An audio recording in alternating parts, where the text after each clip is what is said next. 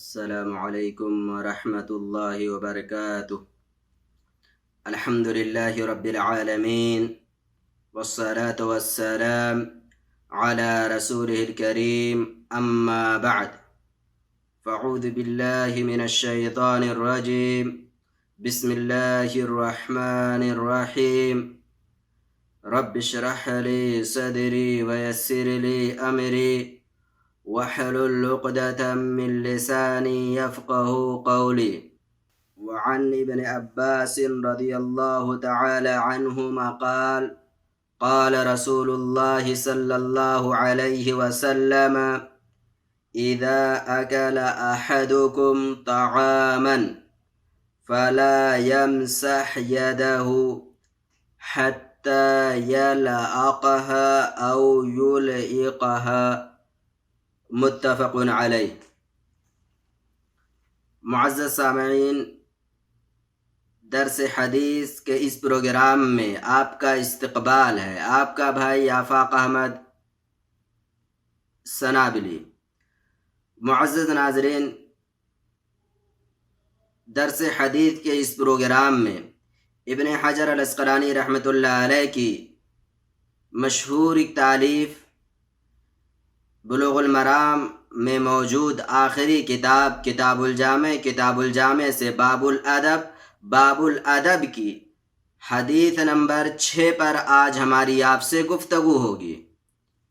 حدیث نمبر 6 کے راوی ہیں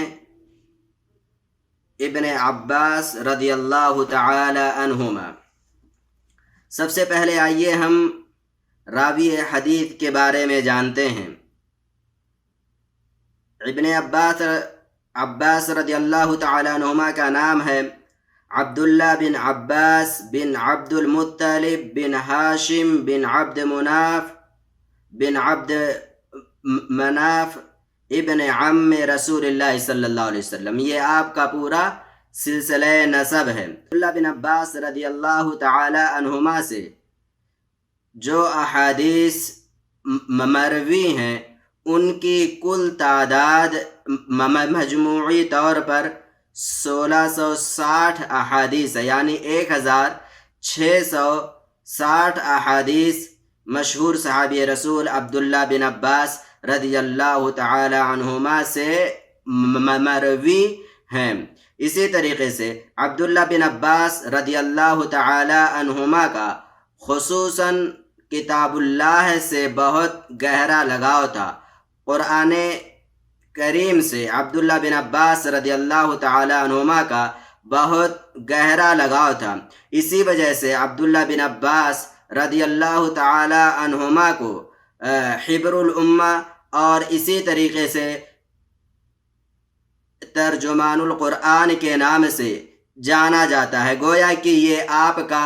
لقب ہو گیا۔ حبر الامہ اور اسی طریقے سے ترجمان القرآن، یہ آپ کے دونوں لقب ہو گئے۔ آپ کے تعلق سے تفسیر کی ایک کتاب آتی ہے جو لوگوں کے درمیان عمومی طور پر اور اسی طریقے سے مکتبات وغیرہ میں موجود ہے، جس کا نام ذکر کیا جاتا ہے تنویر المقیاس من تفسیر ابن عباس رضی اللہ تعالی عنہما۔ اور حقیقت بھی یہی ہے پیارے سامعین کہ ابن عباس رضی اللہ تعالی عنہما کو قرآن کریم کے معنی و مفاہیم اور اسی طریقے سے اس کے اندر موجود تعلیمات بہت اچھے انداز میں اور اسی طریقے سے حتی الامکان جو معنی و مفہوم سمجھنا چاہیے وہ مملکہ اور وہ صلاحیت ابن عباس رضی اللہ تعالی عنہما کے پاس موجود تھی۔ اور معزز ناظرین، کہ کیوں نہ ابن عباس رضی اللہ تعالی عنہما کے پاس اتنی صلاحیت موجود ہوتی جس صلاحیت کو استعمال کر کے کتاب اللہ کو صحیح ڈھنگ سے سمجھ سکتے تھے۔ حقیقت یہ ہے کہ اللہ کے رسول صلی اللہ علیہ وسلم نے آپ کے لیے خصوصی طور پر دعا کی تھی۔ امام بخاری رحمۃ اللہ علیہ نے ایک روایت نقل کی ہے، کہتے ہیں روى البخاری عن ابن عباس رضی اللہ تعالی عنہما قال ضمني رسول الله صلى الله عليه وسلم إلى صدره وقال اللہم علمہ الحکمہ۔ ابن عباس رضی اللہ تعالیٰ عنہما کہتے ہیں اللہ کے رسول صلی اللہ علیہ وسلم نے مجھے اپنے سینے سے لگایا اور پھر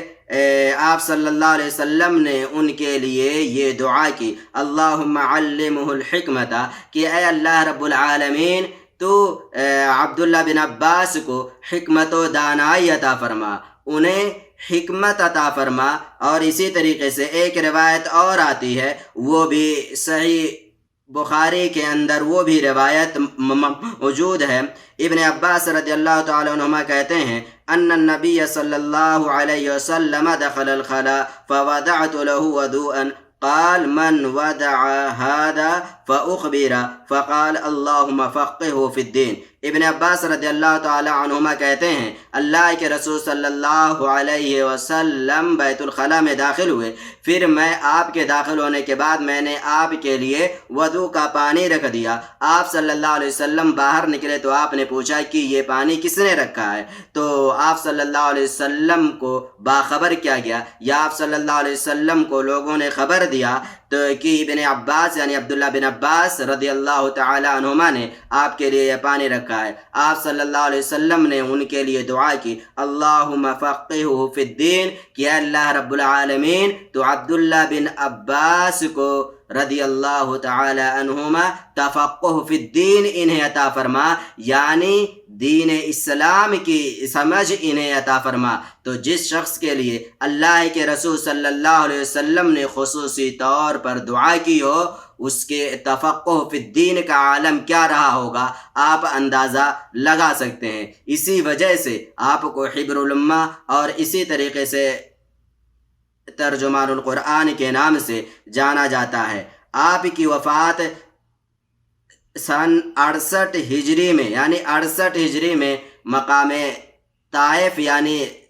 طائف جو ایک شہر ہے اسی طائف میں 68 ہجری میں آپ کی وفات ہو جاتی ہے۔ تو یہ کچھ باتیں ابن عباس رضی اللہ تعالی عنہما کے حوالے سے میں نے آپ کے سامنے رکھی۔ اب آئیے دیکھتے ہیں انہوں نے جو حدیث روایت کی ہے اس حدیث کا معنی و مفہوم کیا ہے۔ وہ کہتے ہیں ابن عباس رضی اللہ تعالی عنہما کہ اللہ کے رسول صلی اللہ علیہ وسلم نے ارشاد فرمایا اذا اکل احدکم کہ جب تم میں سے کوئی بھی شخص کھانا کھا لے، طعامن کھانا کھائے، فلا یمسح یدہ تو وہ اپنا ہاتھ نہ صاف کرے، یعنی جب تم میں سے کوئی بھی شخص کھانا کھا کر مکمل طور پر فارغ ہو جائے، فلا یمسح یدہ تو وہ اپنے ہاتھ کو نہ دھلے، حتی یلعقہا یہاں تک کہ وہ اپنا ہاتھ چاٹ لے، او یلعقہا یا اپنا ہاتھ کسی سے چٹوا دے۔ یعنی کہ اس حدیث کا مطلب یہ ہوا کہ جب ایک انسان کھانا کھا کر فارغ ہو جائے تو کھانا کھانے کے بعد میں اسے فوراً جا کر کے اپنا ہاتھ پانی سے نہیں دھل لینا چاہیے، یا اسی طریقے سے اگر اس کے پاس رومال وغیرہ ہے تو کھانا کھانے کے فوراً بعد وہ اپنا ہاتھ رومال سے نہ پوچھ لے، بلکہ اسے یہ کرنا چاہیے کہ جب وہ مکمل طور پر کھانے سے فارغ ہو جائے تو اپنا ہاتھ دھلنے سے پہلے اپنے ہاتھ کو چاٹ لے، اور اگر اپنا نہیں چاٹ سکتا ہے تو گھر میں اپنی بیوی ہے یا اپنے بال بچے ہیں جو بھی ہیں ان سے کہہ دے کہ اپنا ہاتھ ان سے چٹوا دے، لیکن بغیر چاٹے ہاتھ صاف کیے بغیر ایسے ڈائریکٹ ہاتھ نہیں دھل لینا چاہیے۔ حدیث کے اندر اس سے روکا گیا ہے۔ اب یہاں پر ایک بات یہ آتی ہے کہ یہ جو روکا گیا ہے یہ اصل یہ ہے کہ آپ اس چیز کو ہم استحباب پر محمول کریں گے، یا پھر یہ کہیں گے کہ کھانے کے بعد فوراً ہاتھ نہیں دھلنا ہے بلکہ پہلے چاٹ لینا یا کسی سے چٹوا دینا ہے، یہ واجب ہے اور فرض ہے۔ اس سے تعلق سے راجح مسئلہ کیا ہے؟ اگر ہم دیکھیں تو علامہ ابن حزم رحمۃ اللہ علیہ اور اسی طریقے سے امام صنعانی رحمۃ اللہ علیہ کہتے ہیں وما سقط من الطعام ففرض اکلہ، کہ اگر آپ کھانا کھا رہے ہیں اور کھانا کھاتے وقت کھانے کا کچھ حصہ آپ کے ہاتھ سے چھوٹ کر آپ کے دسترخوان پر گر جاتا ہے تو اس کا اٹھا کر کھانا واجب اور فرض ہے۔ وَلَعْقُ الْأَصَابِعِ بعد تمام الاکل فرض، اور اسی طریقے سے کھانے سے فارغ ہو جانے کے بعد میں انگلی کا چاٹنا بھی واجب اور فرض ہے۔ اور اسی طریقے سے وَلَعْقُ الصَّحْفَةِ اِذَا تَمَّ مَا فِيهَا فرض، اور اسی طریقے سے جب آدمی جس برتن میں کھا رہا ہے جب اس برتن سے مکمل کھانا کھا لے، اس برتن میں کچھ بھی نہ بچے، تو اس برتن کا بھی چاٹنا یہ واجب اور فرض ہے۔ یہ کس کی رائے ہے؟ یہ رائے ہے امام ابن حزم رحمۃ اللہ علیہ کی، اور اسی طریقے سے امام صنعانی رحمۃ اللہ علیہ کی یہ رائے کہ ان دونوں کے نزدیک یہ ہاتھ کا چاٹنا اور کھانے سے جو لقمہ ہاتھ سے چھوٹ کر دسترخوان پر گر جائے، ان تمام کا یہ تمام کی تمام چیزیں واجب اور فرض ہیں۔ اگر کوئی شخص نہیں کرتا ان پر عمل تو وہ شخص گنہگار ہوگا۔ لیکن جو راجح مسئلہ ہے اور جس پر جمہور علماء کرام کا اتفاق ہے وہ یہ مسئلہ ہے کہ کھانے کے بعد ہاتھ کا چاٹنا یہ مستحب ہے، واجب اور فرض نہیں ہے، بلکہ کھانے کے بعد ہاتھ کا چاٹنا یا کسی سے چٹوا لینا یہ مستحب ہے، واجب اور فرض نہیں ہے۔ اب یہ کہ اگر میں کہہ رہا ہوں کہ یہ عمل مستحب ہے تو اس کی دلیل کیا ہے؟ دیکھیے یہاں پر اس روایت کے اندر تو صرف اتنی سی بات ہے کہ کھانے کے بعد فوراً ہاتھ نہیں دھلنا بلکہ چاٹ لینا، اس کے بعد میں پھر یا تو رومال سے آپ اپنا ہاتھ پوچھ لیں یا تو پھر پانی سے جا کر کے دھل لیں۔ اس کے علاوہ اور بھی روایتیں ہیں، ان روایتوں کے اندر علت بھی پیارے نبی صلی اللہ علیہ وسلم نے بیان کر دی ہے کہ کس وجہ سے میں نے یہ حکم دیا ہے کہ کھانے سے فارغ ہونے کے بعد میں پہلے انسان کو ہاتھ نہیں دھلنا نہیں پوچھنا بلکہ چاٹ لینا ہے اپنی انگلی یا اپنا ہاتھ۔ کیوں؟ جیسا کہ امام مسلم رحمۃ اللہ علیہ نے اپنی کتاب صحیح مسلم کے اندر ایک روایت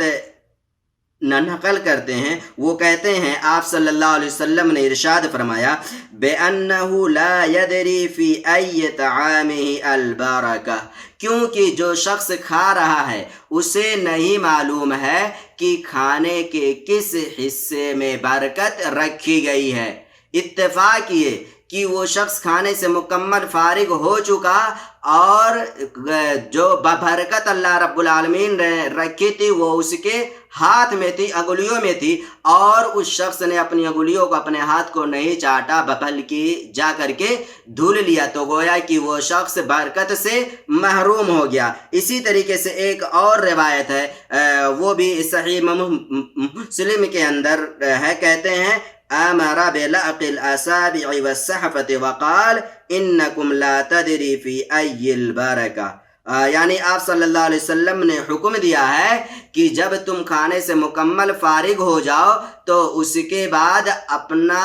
ہاتھ اپنی انگلی اور اسی طریقے سے جس برتن میں تم کھا رہے ہو ان دونوں کو چاٹ لو، کیونکہ تمہیں نہیں معلوم کہ جو برکت ہے وہ تمہارے ہاتھ میں ابھی ہے یا پھر جس برتن میں تم نے کھایا ہے اس برتن میں ابھی اللہ رب العالمین نے برکت نازل کی ہے اور وہاں پر موجود ہے، اور یہ کہ تم اسے یوں ہی لے جا کر کے کہیں رکھ دو اور پھر تم برکت سے محروم ہو جاؤ۔ اس وجہ سے انگلی بھی چاٹ لو اور جس برتن میں تم نے کھایا اسے بھی اچھے سے صاف کر لو، اس میں کھانا وغیرہ نہ بچے۔ اور اسی طریقے سے ایک روایت اور دیکھتے ہیں، اس کے بعد پھر میں استدلال کس طریقے سے کرتا ہوں۔ میرا استدلال نہیں ہے بلکہ جو بلوغ المرام کے شارحین ہیں انہوں نے ذکر کیا ہے، وہ میں آپ کو بتاؤں گا کیسے ہے۔ اسی طریقے سے ایک روایت اور ہے، آپ صلی اللہ علیہ وسلم نے ارشاد فرمایا اذا وقعت لقمۃ احدکم فلیمت ما بها من الاذى وَلِيَأْكُلَهَا وَلَا يَدَعَهَا لِلشَّيْطَانِ، کہ اگر تم کھانا کھا رہے ہو اور تمہارے ہاتھ سے کھانے کا کچھ حصہ چھوٹ کر دسترخوان پر گر جاتا ہے تو ایسی شکل میں تم اس لقمے کو اٹھا لو، اور اس لقمے کے جس حصے میں جس طرف جس کنارے گندگی لگ گئی ہو، تکلیف پہنچانے والی چیز ہو، اسے تم کیا کر دو، الگ کر دو اور بقیہ حصے کو کھا لو، اور اسے تم شیطان کے لیے مکمل لقمہ نہ چھوڑ دو۔ تو گویا کہ علت یہ ہوئی کہ آپ صلی اللہ علیہ وسلم نے جو چاٹنے کا حکم دیا اس کی علت یہ ہے کہ کہیں ایسا نہ ہو کہ ہم اللہ رب العالمین کی برکت سے محروم ہو جائے۔ اب دیکھیے ایک اصول اور قاعدہ ہے، اور وہ اصول اور قاعدہ یہ ہے